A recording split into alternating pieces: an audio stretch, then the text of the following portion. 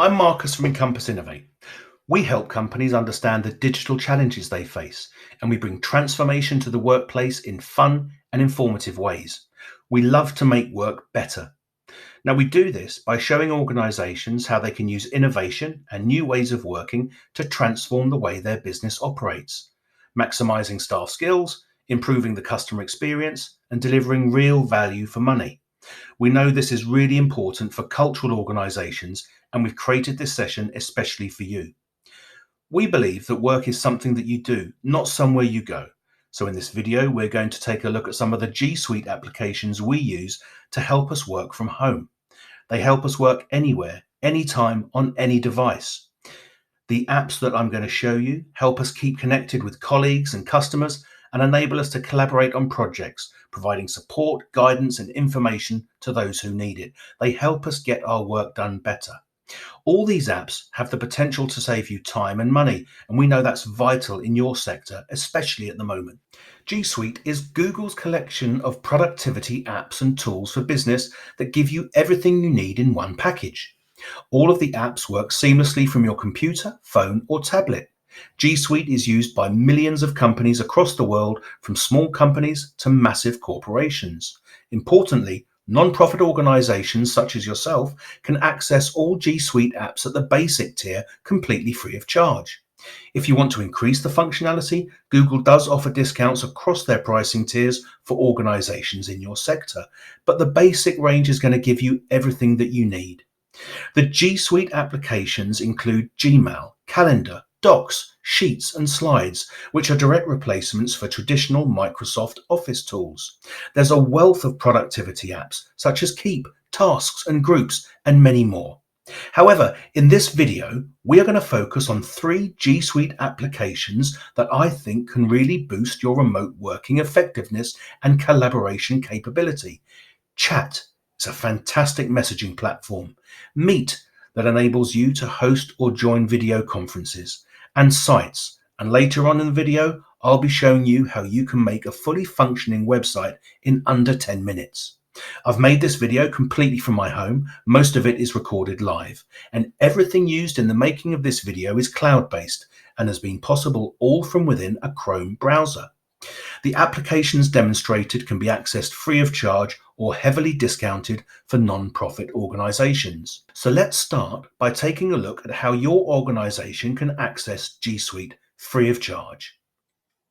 In Google, we're simply going to type in non-profit G Suite UK. And this is the one we want. This is the British site. And there's lots of information here about the different types of G Suite applications, how it all works, and you can compare the plans. And as you can see, the basic tier is £0. Now, this would normally be £6 a month per user, but this is £0 for unlimited users for non-profits. If you want extra functions, you can upgrade. But everything really in the basic tier is going to get you everything you need to start with. Click on Get Started. Confirm your email address that you're using.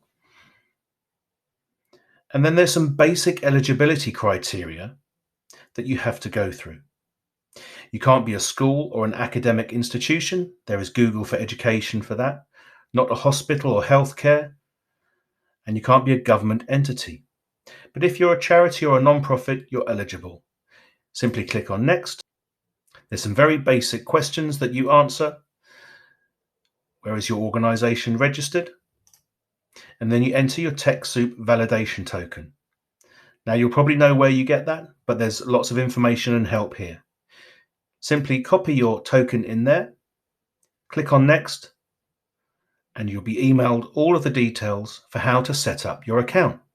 If you do have any problems, Google has a support site which has lots of information for you, and you can also phone them, and they have a very good support desk, and they'll help you every step of the way. So now you're set up with your Google account, let's see how you get access to all the apps in the G Suite. From a Chrome browser, simply go to the grid, all of the apps that you have access to: Gmail, Drive, Docs, Sheets, Slides, and many more. And in today's session, we're going to be focusing on Chat, Meet, and Sites.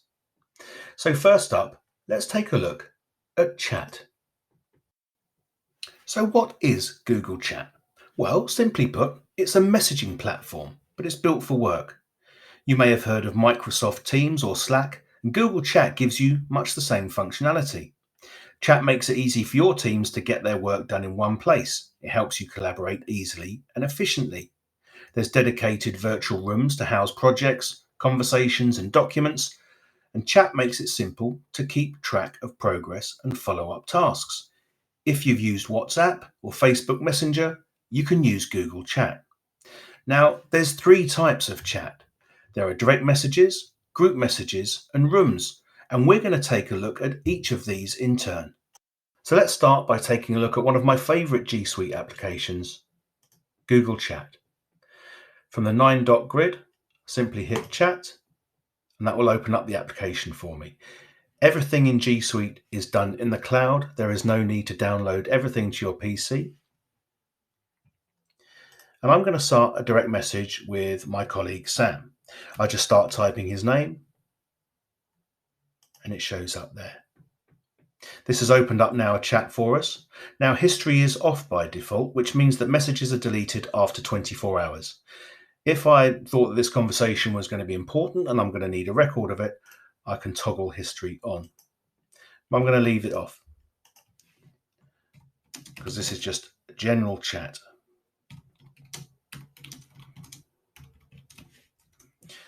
So I can press return or hit the arrow, and that sends the message. From this window here, we can also upload a file. So these are files that are stored locally on your PC. Or you can attach a document from Google Drive. You can set up a video meeting. If I wanted to meet with Sam quickly, I might give him a quick message and say, "Are you free to meet up?" If Sam was here, it would say active, and this would turn green, and I can simply go ahead and add a video meeting. I'll send that, and clicking on that will launch Google Meet, and we're going to take a little bit of a look at Google Meet a bit later. We also have an emoji picker here, which is a good way of giving reactions quickly to your colleagues' messages.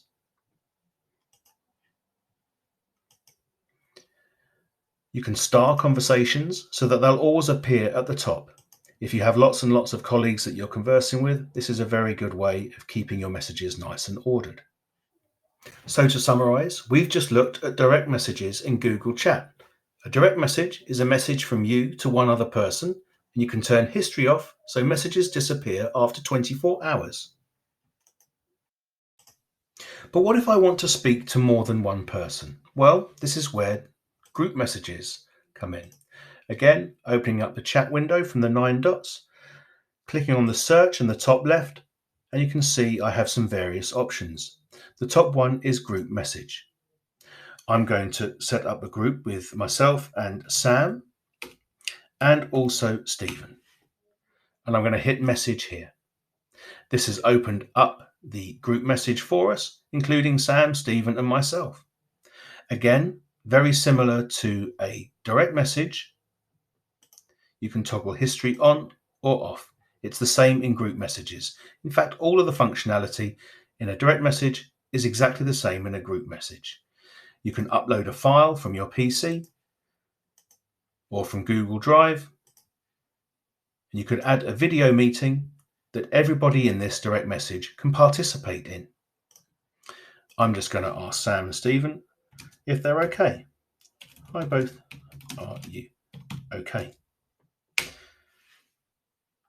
A useful feature is that you might want to actually direct a message at someone in this group message. So I can at them.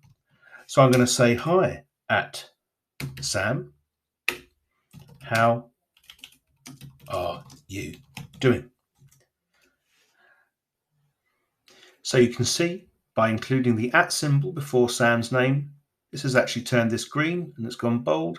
So Sam can see that this message is actually directed at him. If you make a mistake on a message or it needs to change slightly, if you hover over your message, you get this little floating toolbar, and the little pencil is your edit function. So you can change that.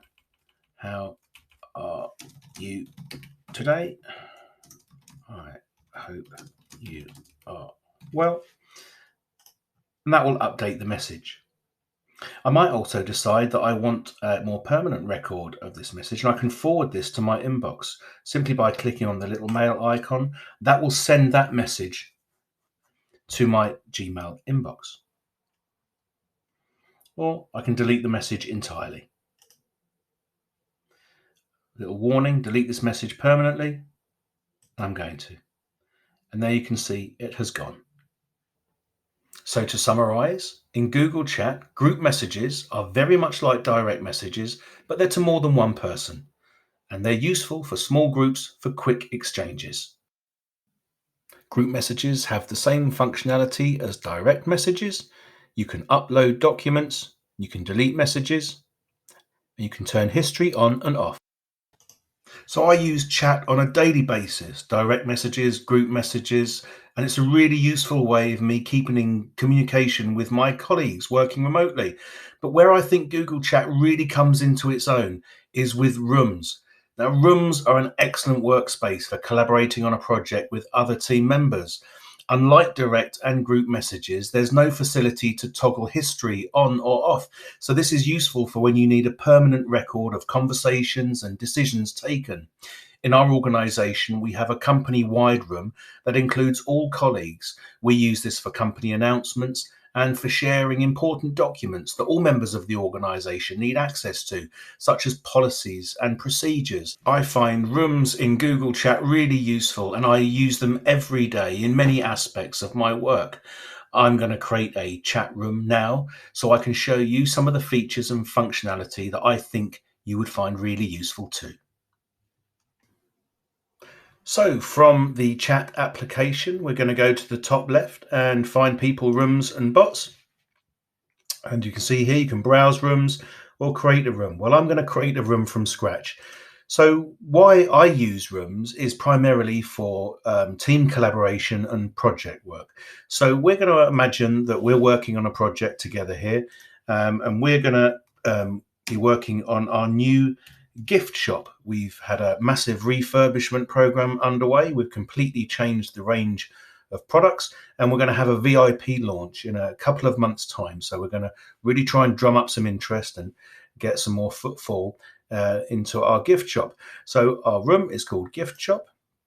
As you can see, I press create there, and it's just in the background, it's creating the room for me. So here we go. So now gift shop, one member. That one member is myself at the moment. I'm the only person here because I've created the room.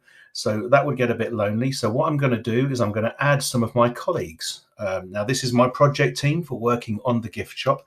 I'm going to add Sam and Stephen and Bert, who I think you're getting quite familiar with now, and I'm going to send those. Now we can notify them by email, or we can choose not to. I'm going to notify them so that they know that this room has been created. Now this is adding them. As you can see here, I've added Sam, Stephen, and Bert, and they're going to be working on this project with me. Now, with direct messages and group messages, you have the facility to toggle history off. With a room, you don't have that. And this is why it's useful for projects. You work on a project and then you can archive the room. But whilst that room is in existence, you want a record of the conversations, of the decisions and the tasks. So the way that we can keep our room nice and tidy is by creating conversation threads. So I'm going to go ahead and create a new thread in our room, the gift shop. And when we create a couple of threads, you'll see why these could be useful. Now, the first thread that I'm going to create is a place for us to store our project documents. So I'm going to call it project documents. This is the new thread. Now, what I like to do when I create a thread is to give them a title and to make that title stand out. So I can go back into the edit function here. And if I put an asterisk either side of the title, This will then make that title bold. Now, you don't need to give your threads titles, but over time and over practice, we found that this is a really good way of keeping the rooms kind of tidy and ordered, because you'll be using these a lot over time. Lots of people will be joining in these rooms, conversing with each other, putting documents in, and this is a really great way of keeping it simple and tidy. So we're going to have a few threads. We're going to create another one now, and we're going to call this refurbish. Again, I'm going to put the asterisks either side to make it bold, and this is a new thread here, and I'm going to have one more thread, and this is going to be called VIP launch event. Once our gift shop is up and running and fully stocked, we're going to have a massive launch event. We're going to get all of our trustees, important stakeholders and clients and customers, and we're going to invite them to a massive bash so we can really start promoting our new gift shop and bring in some more revenue in. So we have 3 threads. So what I encourage my team to do is, when they're talking to me through rooms, is to also put the conversations in the relevant threads, but they're free to create threads as much as they want. So some people have a conversational thread, so general chit chat. You can create as many threads as you like. Okay, so what I'm going to do now, and this is a really great feature of rooms, I really like this, is to add some documents. Now, as I've talked before, in direct messages and group messages, you have your file pickers, upload file. Now that can be files that you have stored directly on your PC. And you have Google Drive. Now, Google Drive is where all of your Google Docs in G Suite will sit. Really great way of managing your documents. So I'm going to go ahead and add a Google file that I've already created. So I open this up, and this gives me a picker window here. Then this is my drive. You can also see documents that have been shared, recent documents that we've been working on, or you can upload a new document to Drive if you wish. So I'm going to go ahead and I'm going to put in our project brief in here. So as it's telling you here, current and future room members will be able to comment on this file. This is a really great way of sharing Google documents with colleagues. As I said previously, we have in our organization, we have a company-wide room, which has every single member of staff added to the room. We just then upload documents to that room, and it shares that document with those members of staff quickly and easily. I'm going to go ahead and hit send, and that's added that document, the project brief, to our projects document thread. I'm going to add another. We have a Google Sheet here. This is our turnover. Add that as well. And one more project document that I'm going to add is our presentation to trustees. So these are some of the documents that we're going to be working on during our project. So it's great to have them easily to hand within this window. So in Google Chat, we've taken a look at how you can send a direct message, a group message, and how you can set up a room and add documents. Well, now we're going to take a look at bots. Bots are special accounts that provide you with a conversational way of linking to other services. They enable you to carry out tasks and automate your workflow. So let's take a look now. So from our main screen in chat, there is a section here called bots. We don't have any bots here added at the moment, so we're going to click on the plus button, and this will take us to the bot page, where you can see all of the bots that are available in Google Chat. There's some featured bots here, Trello and Asana, popular project management tools, and numerous other bots that can help you automate your tasks. So we're going to go ahead and add the Meet bot. This is not to be confused with Google Meet, which is the video conferencing solution, whereas the Meet bot is a scheduling assistant that allows you to link to your Google Calendar. Clicking on the bot card takes you to a description of the bot, gives you an overview of all the functions and features. You can either add the bot to a room or message it directly. This has added it to our bots section here, and we can now have a conversation with the bot. So we're going to ask the Meet bot to find out what's on our calendar tomorrow. What is my schedule tomorrow? And there you can see that the bot has returned all of my meetings that are on my calendar tomorrow. The Meet bot can schedule meetings, cancel meetings, or reschedule meetings for you. All in all, it's a very useful tool to help you manage your calendar. So we're going to go ahead and add a bot to one of our rooms. This is our launch event room. We're going to find Polly, and we're going to add her to the room.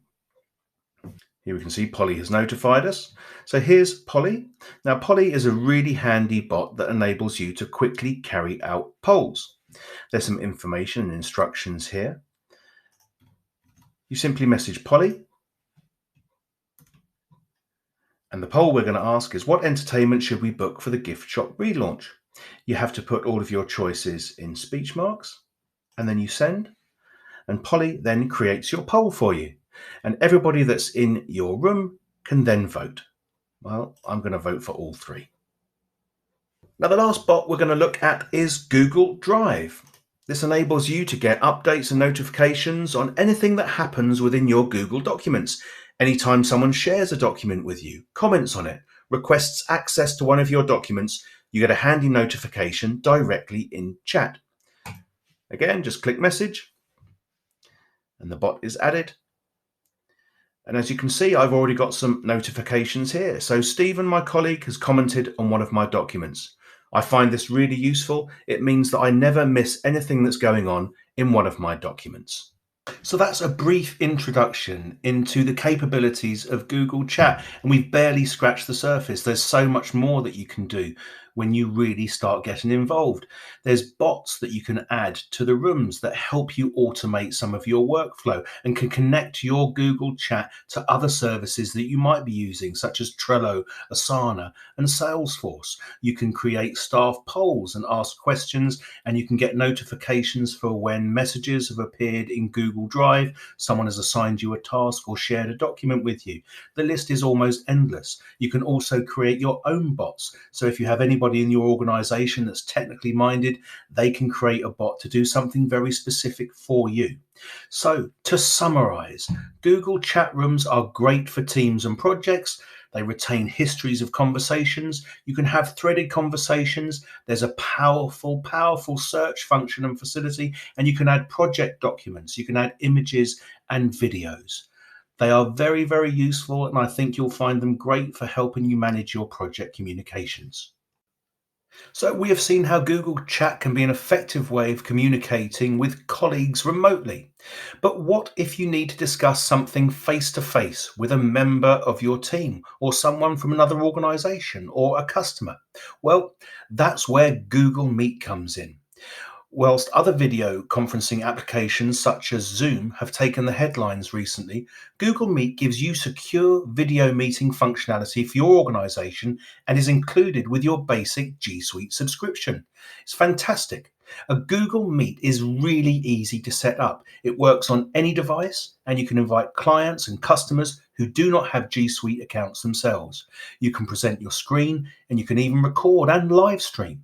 You can invite someone to a meet from a calendar invite or an email and directly from within Google Chats. So let's take a look now.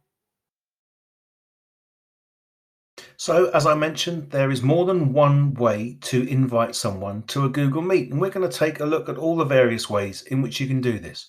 So first, let's go through the Google Meet app. Again, you're very familiar with this by now, the Google App Store. Click on that and click on Google Meet, and that will open up the Meet application. Again, as with all G Suite products, this is all in the cloud. There's no need to download anything.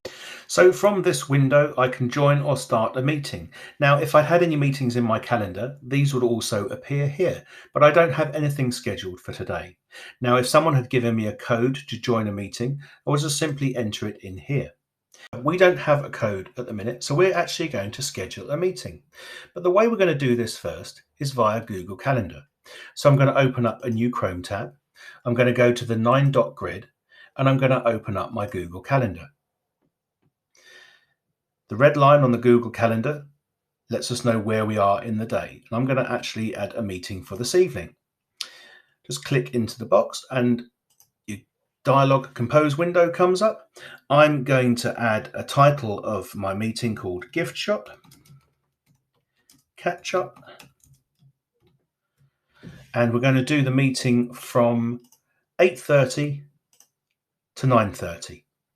Here is where we can add some guests. So I'm going to add Sam, Stephen, and Bert. And as you can see, a Google Meet has already been put in for me with the meeting ID, and that would be the code there, the 9-digit codes that you could give to people. You can also join Google Meets by phone, and we'll look at that in a bit later. And here is the function to add a live stream. I'm going to add a description. I think it's quite handy for guests to know what they're meeting for. Let's talk about the launch event.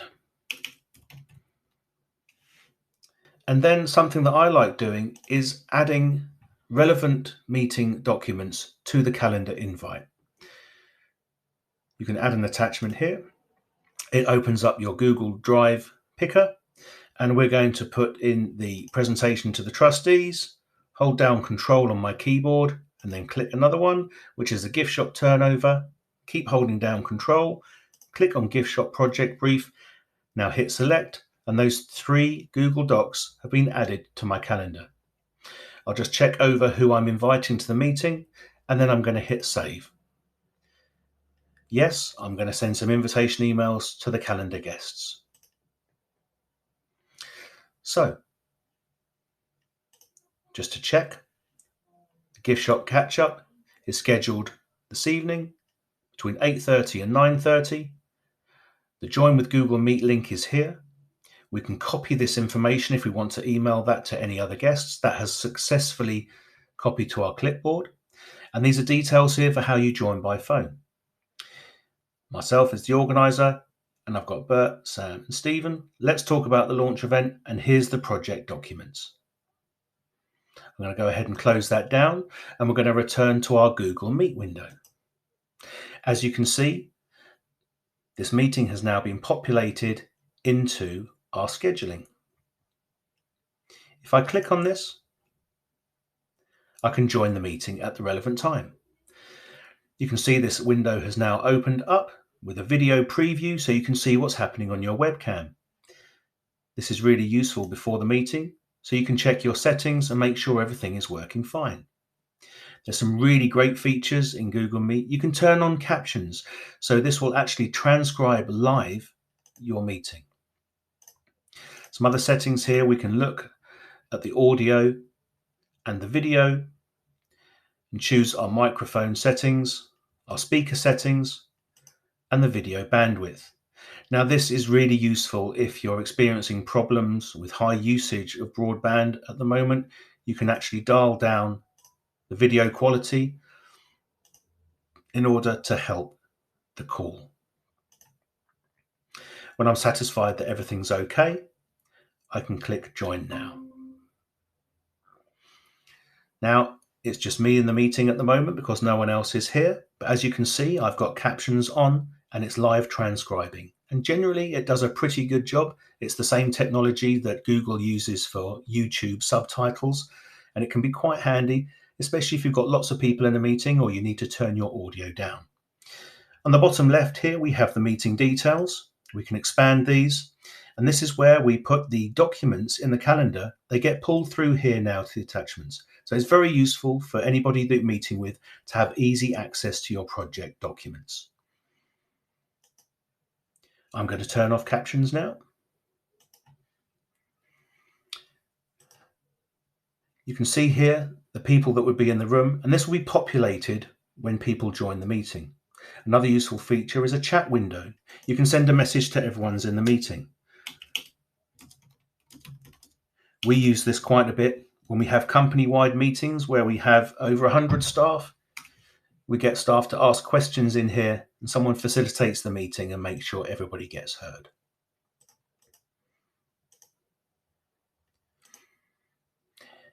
We also have the facility to record a meeting. Gives you a warning message to ask for consent. You accept. Your meeting will be recorded, and the meeting recordings are automatically stored in your Google Drive account, and they're also attached to the calendar invite. So after the meeting is done, it will appear as an attachment in the calendar invite. It's a really useful feature. You can use a phone for audio. So perhaps your speakers aren't working very well, or you have a PC that's hooked up to a monitor that doesn't have any speakers. In that case, you can dial in, enter the PIN, and the audio from the meet will come out through your phone. Here we can turn off our microphone and we can turn off our camera. Sometimes you might just want to hear people and you might just not want them to see you, depending on where you are. So this can be quite useful. Another useful feature is to change the layout. Now Google will automatically select the layout that it thinks best for your meeting. You can have a sidebar. This will put people down the side, as it says. You have a spotlight that will make sure that only the person that's speaking appears on your screen. And you have a tiled view, which is very similar to Zoom. This is something that Google have just added themselves as well. All in all, I think the audio quality and video quality is fantastic in Google Meet, and we've had meetings of over 100 people where the quality hasn't let us down. As I mentioned before, there are other ways in which you can join or start a meeting, and the first one is from Gmail. Now Gmail has its own little tab here. You can actually open it from the 9-dot grid as well. So we're going into Gmail. You can see our Meet recording has actually appeared. It's been emailed to us. So that was the meeting that we just took part in. That's been recorded and sent to us, and it will also be stored in Google Drive, and it will appear in our calendar as well. And on the left-hand side here, you can see that we have Meet here. We can start a meeting, which opens up Google Meet for us. There's me again. Or we can join a meeting. So if someone from another organization has sent us a code, one of our colleagues has, we can put that in there. Another way that we can join or start a meeting is back to Google Chat. If we go back to our 9 dots here, we're going to go in Chat and you can start a meeting. You may recall from earlier when we were talking about direct messages and group messages and rooms that there was the functionality to start a meeting directly. I find this really useful when I just need to catch up with a colleague quickly. Often I'll just send Sam a message saying, "Are you free for a quick catch up?" Sam will get back to me and say, "Sure." And then we just add a video meeting by clicking on the little camera icon. We can then just join the meeting together. This functionality also appears in rooms, and anybody that's in a room can join that video meeting. So that was a really quick look at Google Meet. Secure video meetings that are easy to set up. You can invite clients and customers who do not have G Suite, so it's easy to collaborate and communicate with other people from different organizations. There are multiple ways in which you can join and set up a Google Meet, a calendar invite or email, or through Google chat rooms and direct messages and group messages. You can present your screen and you can record and live stream, and the quality is absolutely fantastic. Google Meet is included in your free G Suite subscription. There's no additional or hidden charges to pay, so why not make use of it? It really is a fantastic tool for staying in touch with your colleagues if you're all working from home or working remotely. It's easy to set up and it's easy to use. We use it every day on multiple devices, on PCs, laptops, tablets, and mobile phones, and it's never let us down. Why don't you check it out and give it a go? I think you'll really like it. So last, but by no means least, we're going to take a look at Google Sites. And I'm going to show you how you can quickly and easily build a fully functioning website in about 10 minutes using all the G Suite tools at your disposal. We've used Google Sites internally for our company intranet, for data protection, microsites, and even to showcase recruitment opportunities. I think they're fantastic tools to use, and you can collaborate on them with other colleagues to get something up and running really, really quickly. We're going to take a look now. So again, we're going to go to our grid and we're going to find Google Sites. It's just here at the top. It's worth mentioning whilst I'm here that you can actually rearrange these just by clicking and dragging them around to put them in the place where you want them most. We're going to click on Google Sites. So we're in Google Sites now. There's the hamburger menu that gives you different options here and settings, but we're going to focus on starting a new site. Any sites that you have built in the past will appear here, and any sites that other people have invited you to collaborate on will also appear here. So here we can start a new site from scratch, or we can choose from one of the many templates that Google has given us. So there's some quite useful ones there, but what we're going to do is to show you how easy it is, we're going to start from scratch. So click on blank. That starts building the website for you. So the first thing we're going to do is enter a site name. We're going to call it Gift Shop. Now you can add a logo here if you wish. You can use brand images, you can upload them so you can use them in favicons, so they'll appear throughout your sites. There's a new feature that Google have just added as well, which is an announcement banner. So we can add that. Announcement banner is displayed above your site content. So we're going to put one in. Gift shop opening soon. We're going to take every opportunity to promote that. And there we go, it's appeared at the top. There's some options there. You can change colors. You can have that a link to take you somewhere. We'll look at that later on. I'll change that to gift shop. This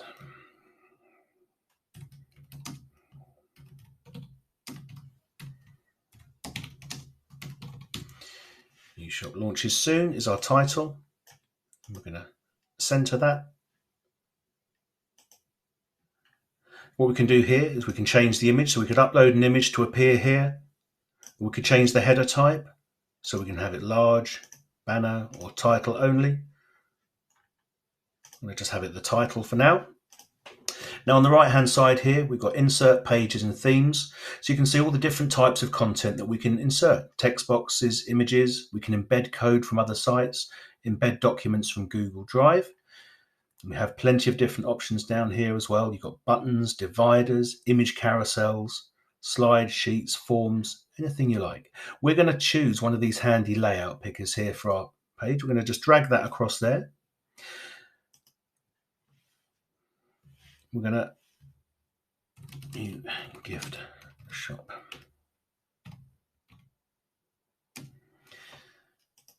Come and visit us in our new location soon. And then we're going to upload an image. So we just click on here, we can select an image from our PC or from Drive, or we can upload a new image, or we can look on YouTube, calendar and map. I'm going to select an image that I've already got. By uploading it from my PC, I'm going to choose this image here. And then we're going to add some more text here. Our new gift shop will be full of amazing new products for you.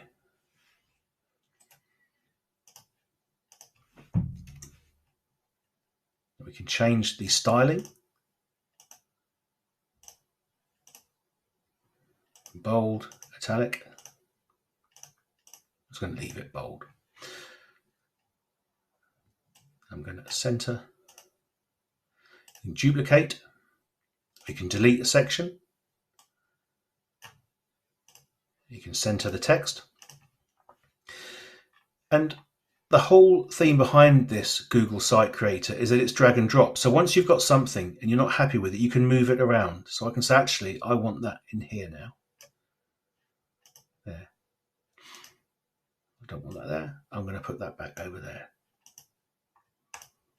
And then you can resize. So there we go.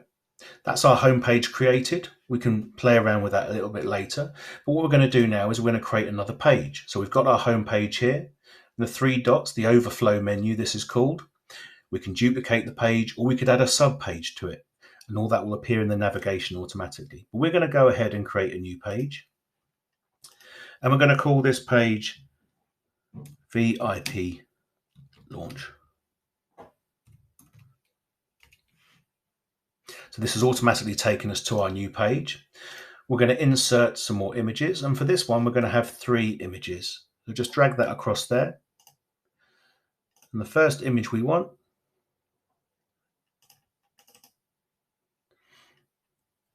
is of new gifts. And the second one is going to be this, live music. And the third one,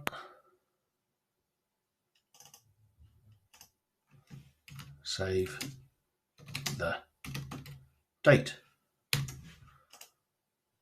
Okay, so this is our VIP launch.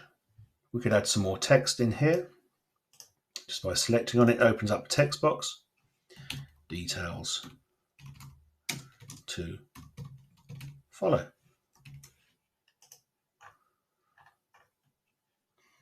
And then we're going to insert another page. And this page is going to be a contact page. Contact us. And on this page, we're going to add a contact form. So if we go down here to Google Forms, any forms that we've previously created would appear in here so we could add them easily. We haven't created any forms at the moment, so I'm going to open up a new tab. I'm actually going to show you another Google application. I said I was only going to show you 3, but this is a bonus one. And we're going to look at Google Forms. And Google Forms are brilliant. They are so simple to create. They're very easy to use. We use them every day. We use them for staff feedback. We've used them for recruitment forms. We use them for contact forms. There's a multitude of uses. Again, there's a template gallery, time off requests, work requests, customer feedback. We've used them for surveys before, contact information, t-shirt sign up, event registration. So we could use that for our VIP event. We're going to use contact information here. We're going to use a pre-populated form, and then we're going to change it to suit us. So here we go. We're just going to put contact us, name, email, address. Well, we're not bothered about people's addresses, so we're just going to delete that one. Phone number and comments. We're going to go up here to settings, presentation. You can show the progress bar. Limit to 1 response. We don't need to limit it because this is our contact form, so we're going to untick that. And respondents can edit it after they submit it. We're going to let them do that. We're going to go here and customize the theme. I'm not particularly too enamored with the green. I'm just going to choose a blue background. And then the header, I'm going to remove that. And I think that form's okay. But I'm just going to have a little look and preview it. So there we go. There's our really simple contact form. Now, I'm going to head back over to our Google site, and I'm going to go to Insert, go down to Forms. The form that we've just made is there. We can just drag it across, press Insert, and that's put the form in there. We're going to center that in the page. And there we go. A contact form built on our website. I've actually put it in there twice, so I'll remove that one. As you see, I've removed both of them, but luckily I can undo my last action so I can retrieve anything that's lost. There's also version history. So you can look at the different versions of your website and you can roll back if you make any changes you're not too happy with. So I think I'm happy with this website for now. We have a home page, we have a contact us page, and we have a VIP launch. I'm not too happy with the order those pages are in. So I'm going to go in pages here, and I'm just going to drag VIP launch into the middle. And as you can see, that has changed that straight away. So our home page is first.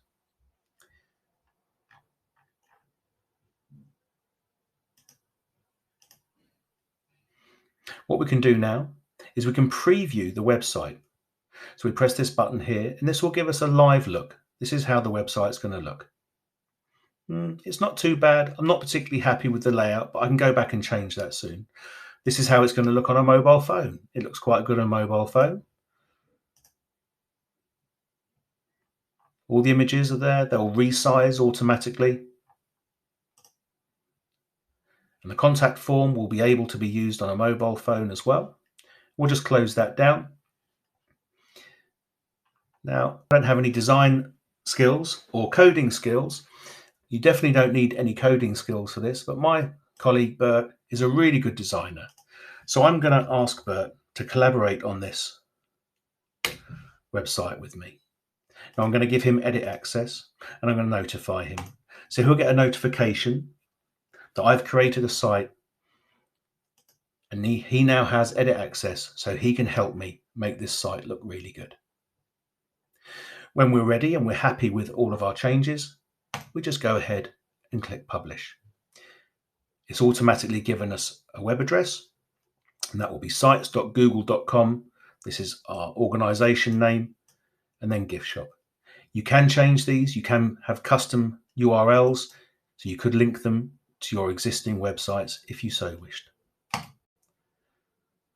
Go publish, and our website now is completely live.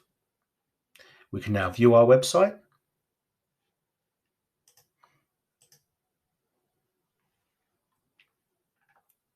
New gift shop, VIP launch, and contact us. So all in all, it's a really quick and easy way to make a fully functioning website. We spent quite a lot of time building our company intranet on Google Sites. It has all of our documents stored on there, a staff directory, contact forms, recruitment details. It really is an easy and cost-effective way of getting a website up quickly. I think it's worth pointing out at the moment that the data of all G Suite customers is encrypted when in transit and at rest. The protection of customer data is very important to Google, and any details collected through Google Forms, Google Sites, or any other G Suite products will not be shared with any third parties. Please make sure you refer to your relevant organizational privacy policies, and any information or support you require is available on Google's support site, where you will find lots of documents covering information governance and data protection.